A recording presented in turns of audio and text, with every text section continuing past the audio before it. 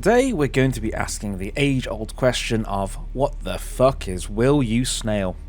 Well, Will You Snail is a platform adventure game, I guess you could call it, in which you have to avoid getting yourself killed and get to the end of the level. So almost like your classic Mario games where you have to get from point A to point B, avoiding, in Mario's case, enemies. In this case, it's just avoiding static, non-moving triangles, whilst having this weird face thing following you, talking to you, basically telling you how awful you are at this game. I mean, the fact that this game has difficult levels, I think it was like easy, very easy, super easy, blah blah blah. So something along those lines. We'll see those shortly. But this game is not particularly easy. So let's take a look at some of the gameplay. So we start off on a nice easy level, and this is just to determine how what difficulty the game should be for you. So you can see here. We are getting through some spikes, which are fairly easy, but also, as soon as you touch them, instant death. No matter whereabouts you touch them, you lose. Once you get through these easy levels, it will then tell you what difficulty level you should be playing on, and you can change this at any time that you want to as well. But it'll tell you where you should be at, which, I mean, personally, I don't agree that I should have been on the difficulty that it put me on, mainly because I have around about half an hour of footage on this, maybe more actually, and that was me going through level 1 and level 2, which are roughly about the size of what we are seeing now. So we decided to push on anyway, with sticking with the difficulty that it gave us. So we're sticking with easy, and we'll see what the first level is all about. So we start at the top right of the level, and we're trying to make our way down. As you can see, that the spikes are constantly appearing, so I'm doing all right there, and then die at the end. So you can see the number comes up with the amount of times that you have died, or your number of lives that you've used up. So at this point, we are on 3 lives used up.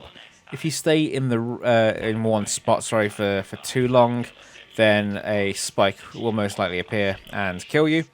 Also, there are times when it will predict where you are going to go, and the spikes will just appear just to screw you over, really. So you got to be quick. You got to move fast. You got to think quickly as well. It's not all about how fast you are moving in the game. It's how fast you can react as well. So if you can react quick enough, you can turn back on yourself. There's air strafing in the game, so if you want to turn back on yourself to avoid a spike, then you can do that.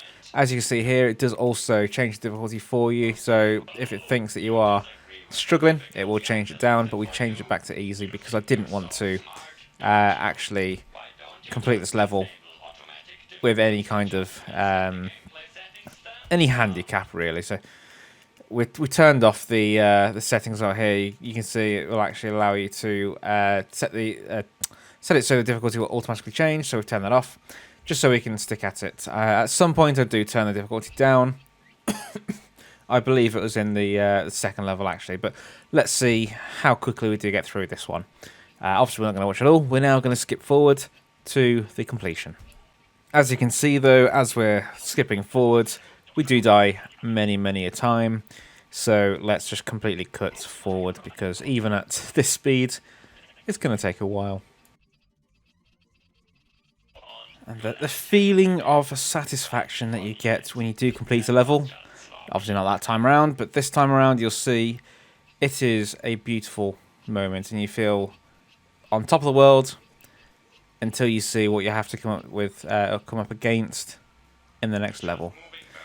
Now, all of these levels seem to be pretty damn difficult, each one getting harder and harder as you go along. And even with the game dropping down difficulties, if you have it on the automatic mode or as you play yourself, it's still isn't the easiest game to play, but it's still bloody good fun. So Elden Ring, eat your heart out. This game definitely has hardest game in 2022 award from me anyway. But that is basically it for Will You Snail, so we can always do a playthrough of this at some point in the future. If anyone ever wants to see me get stressed, I'll have it with me camera on as well. You can see how angry I get, how many controllers I go through, smashing them off the floor, how many monitors we go through as well. But yeah, I would recommend this game if you're a fan of sort of getting yourself stressed out, and then once you hit the end of that level, the euphoria that you get from that, then 100% recommend this game to you. As always, thanks for watching the video, and if you haven't already subscribed, then please click that subscribe button, hit the thumbs up if you enjoyed the video, thumbs down if you hated it, and hit that bell if you wanted to get notifications as to when we go live and release a new video. Always, keep yourself safe, keep yourself well, and we'll see you in the next video.